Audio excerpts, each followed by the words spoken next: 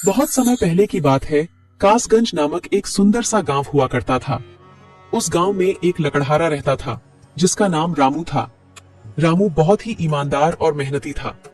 वह हमेशा अपने काम से खुश रहता था। उसके पास ज्यादा पैसे नहीं थे, लेकिन वह अपनी जिंदगी से संतुष्ट था।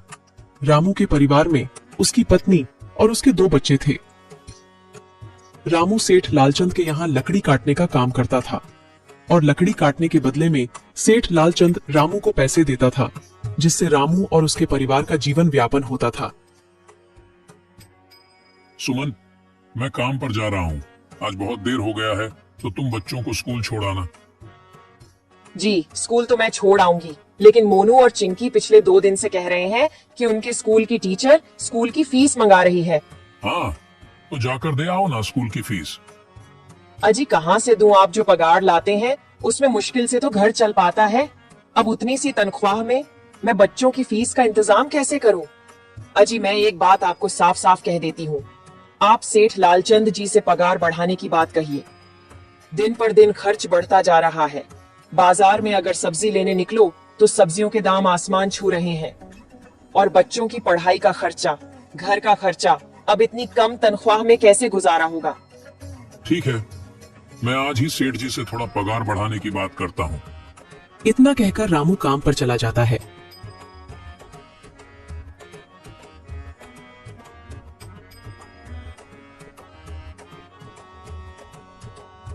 अरे भाई, आज तो पगार का दिन है। देखो, अब यह सेठ लालचंद कोई ना कोई लोचा जरूर करेगा। हमेशा कोई ना कोई बहाना बनाकर पगार कम कर देता है। और अगली बार तो मेरी आधी पगार काट ली थी, यह कहकर कि जो मैंने लालचंद जी से 200 रुपए उधार लिए थे, उसका ब्याज बढ़कर 1000 रुपए हो गया है। इसलिए मैं तुम्हारी पगार में से 1000 रुपए काट रहा हूँ। हाँ हरिया भाई, तुम एकदम ठीक कह रहे हो।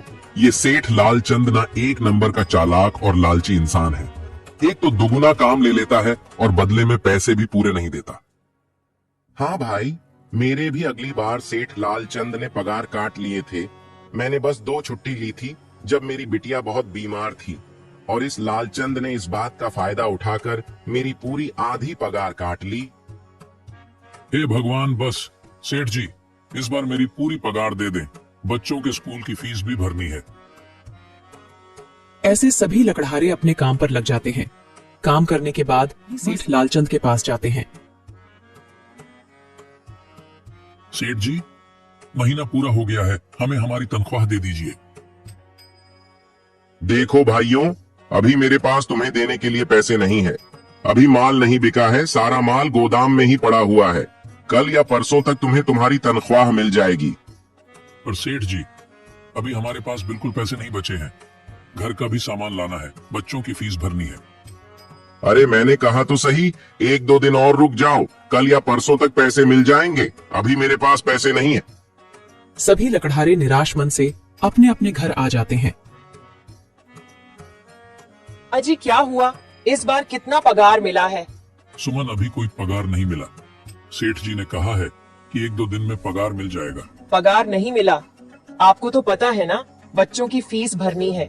इनकी स्कूल टीचर ने आज साफ साफ चेतावनी दे दी है कि अगर कल फीस नहीं लाई तो बच्चों को घर पर ही बिठा लेना। अब बताओ मैं क्या करूं? मैं क्या करूं सुमन, ये सेठ जी समय पर कभी पैसे देते ही नहीं है। अब तो बस हम इंतजार के सिवा और कुछ नहीं कर सकते। 1-2 दिन की बात है, देख लेते हैं। ऐसे ही 2 दिन गुजर जाते हैं। 2 दिन बाद सेठ लालचंद सबको पगार देता है। अरे हरिया, ये ले अपनी इस महीने की पगार। सेठ जी, यह तो बस 2000 है। मैंने तो इस महीने 3000 तक का काम किया है। हाँ, काम तो किया है, लेकिन तूने 1-1 घंटे आराम भी तो किया है। ये पैसे उसी आराम के काटे हैं। पर सेठ जी, आपने तो कहा था 8 घंटे काम के महीने में 3000 मिलेंगे, और मैंने तो 8 घंटे काम किया और 1 घंटे आराम। देख हरिया, मुझे ज्यादा हिसाब किताब ना समझा। ये 2000 रख, अगर चाहिए तो, और अगर नहीं चाहिए तो कहीं और काम ढूंढ ले। बेचारे हरिया के पास उन पैसे को लेने की सिवाय और कोई रास्ता नहीं था। हरिया चुपचाप वह पैसे रख लेता है।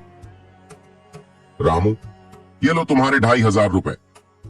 पर सेठ जी, 2500 क्यों? मेरे तो पूरे 3000 बनते हैं ना। मैंने तो कोई छुट्टी भी नहीं की और ना ही कोई आराम। मैंने तो अपना सारा काम समय पर किया है।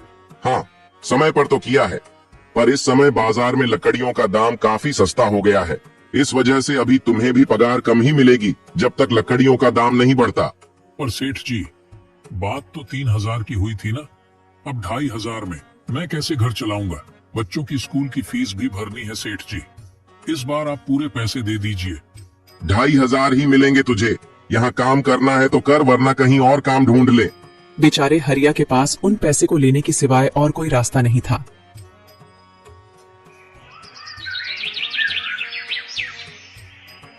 अरे भाई, यह सेठ लालचंद एक नंबर का बेईमान इंसान है। सारे पैसे अपने जेब में भर लेता है और बहाने बनाता है कि लकड़ियों के दाम सस्ते हो गए हैं। देख लेना, हम गरीबों की किसी न किसी दिन इसे जरूर हाय लगेगी। नहीं हरिया, ऐसे नहीं कहते। वह हमारे अन्नदाता है। आखिर उन्हीं के वजह से तो हमारा घर चल रहा है। अरे काहे का अन्नदाता? काम के पूरे पैसे तो देता नहीं है। पूरे महीने मेहनत करके भी क्या मिलते हैं?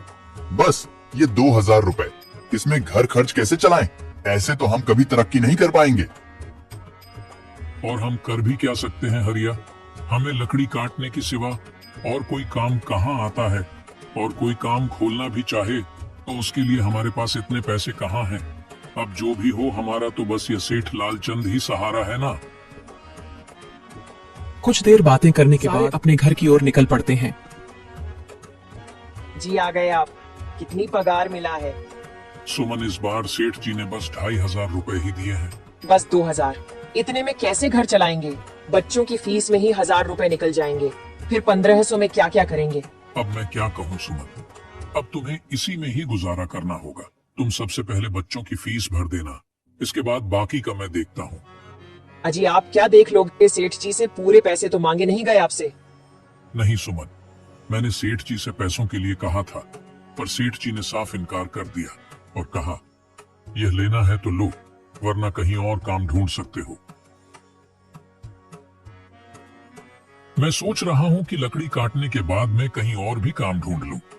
सेठ जी के यहाँ से काम करने के बाद मैं दूसरी जगह पर काम किया करूंगा, इससे कुछ ज्यादा आमदनी हो जाएगी। आज ही मैं सेठ जी के यहाँ पर काम करने के बाद और भी जगह काम ढूंढने जाऊंगा। इतना कहकर रामू काम पर निकल जाता है और जैसा कि रामू ने कहा था, वह लालचंद के यहाँ काम करने के बाद काम की तलाश में निकल जाता है। रामू पूरे गांव में काम ढूंढता है, दुकानों दुकानों पर जाकर लोगों से काम मांगता है, मगर हर जगह रामू को केवल निराशा ही हाथ लगती है। अंत में थक हार कर रामू वापस जाने लगता है। तभी वह देखता है कि अचानक बहुत सारे भैंसों का झुंड उसकी तरफ दौड़े आ रहा है। यह देखकर रामू बहुत डर जाता है। वह इधर उधर देखता है तो उसे एक गुफा दिखती है और वह गुफा में जाकर छुप जाता है। जब भैंसों का झुंड वहां से निकल जाता है, तब रामू की जान में जान आती है। हे भगवान, आज तो बाल बाल बच गया मैं, वरना आज तो मैं इन भैंसों के पैरों तलों तो कुचला ही जाता। पर यह मैं कहाँ आ गया? रामू यह सब सोच ही रहा था कि तभी उसकी नजर गुफा में रखी एक टोकरी पर जाती है। रामू उस टोकरी के पास जाता है। ये कैसी गुफा है? ये कैसी टोकरी यहाँ पड़ी है? इसे मैं घर ले जाता हूँ, सामान रखने के काम आ जाएगी। रामू जैसे ही उस टोकरी को हाथ लगाता है, गुफा में से एक आवाज आती है, रुक जाओ, इसे छूने की कोशिश मत करो। यह आवाज सुनकर रामू एकदम पीछे हट जाता है। तभी गुफा में एक जिन्न प्रकट हो जाता है और वह रामू से कहता है, कौन हो तुम और मेरी गुफा में क्या कर रहे हो? मुझे माफ करना, आप जो भी हो। कुछ भैंसों का झुंड मेरे पीछे पड़ गया था और उनसे बचने के लिए मैं इस गुफा में आकर छिप गया और फिर मेरी नजर इस टोकरी पर गई। माफ कीजिए, मुझे लगा यहाँ कोई नहीं है तो यह टोकरी किसी की नहीं होगी, इसलिए मैंने इसे छुआ। रामू, तुम्हें डरने की जरूरत नहीं है। मैं तुम्हारे बारे में सब जानता हूँ। मेरी नजर एक बार भी जिस पर पड़ जाती है, मैं उसका इतिहास अपनी खुली आंखों से देख सकता हूँ। पर आप है कौन और आप इतने विचित्र क्यों दिखाई पड़ रहे हैं? आप अपना परिचय दीजिए। कौन है आप?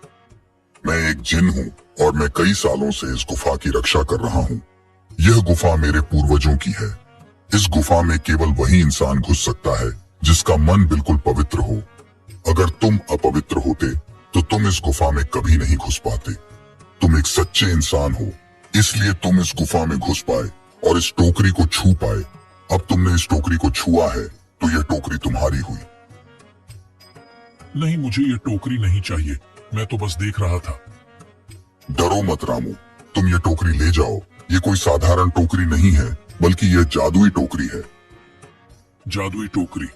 क्या यह वही जादुई टोकरी है जिसके बारे में हमारी दादी कहानी सुनाई करती थी कि किसी गांव में एक जादुई टोकरी हुआ करती थी और वह सबकी इच्छाएं पूरी करती थी?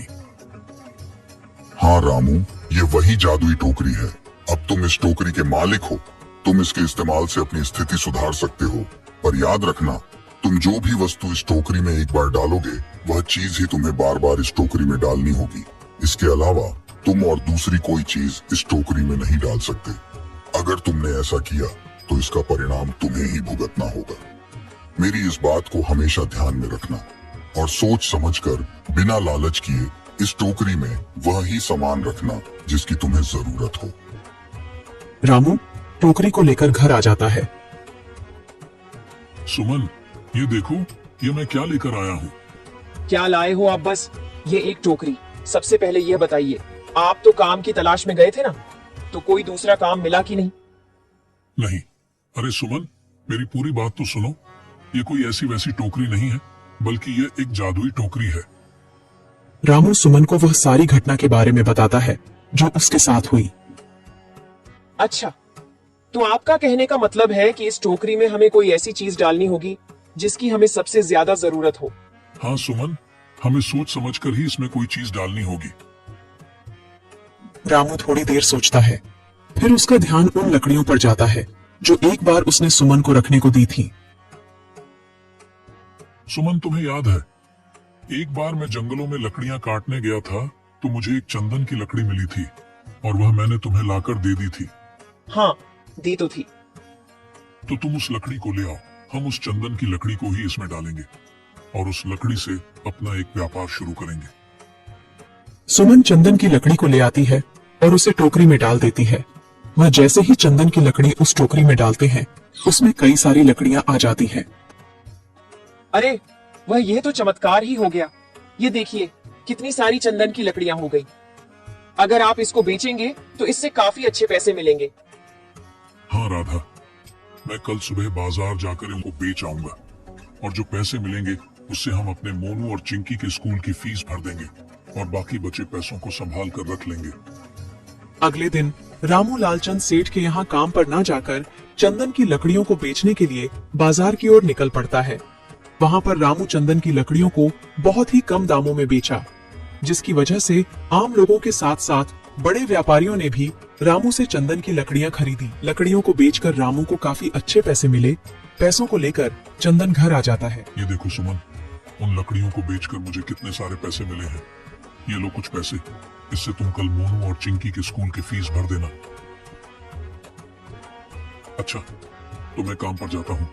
अजी, आपके पास तो अब यह जादुई टोकरी है, तो अब आपको उस सेठ लालचंद के यहाँ काम करने की क्या जरूरत है? हाँ सुमन, मैं सेठ लालचंद जी के यहाँ काम पर नहीं जा रहा, बल्कि मैं तो वहाँ पर जो काम कर रहे बाकी के लकड़हारे हैं उन्हें ये खुशी की खबर देने जा रहा हूँ, क्योंकि सेठ लालचंद जी से मेरे साथ साथ वह लकड़हारे भी बहुत परेशान थे। इसलिए अगर मेरा भला हो रहा है तो क्यों ना मैं उन सभी का भला करूं। वह सभी बहुत ईमानदार लकड़हारे हैं, वह सभी बहुत मेहनत से काम करते हैं, मगर लालचंद ने कभी भी उनको उनकी मेहनत के सही पैसे नहीं दिए। इसलिए मैंने सोचा है क्यों ना मैं उनको अपने इस काम में शामिल कर लूं। हाँ जी, बात तो आपकी बिल्कुल सही है। अगर आप सभी लोग एक साथ मिलकर काम करेंगे तो हम सब बहुत जल्द ही तरक्की हासिल कर लेंगे।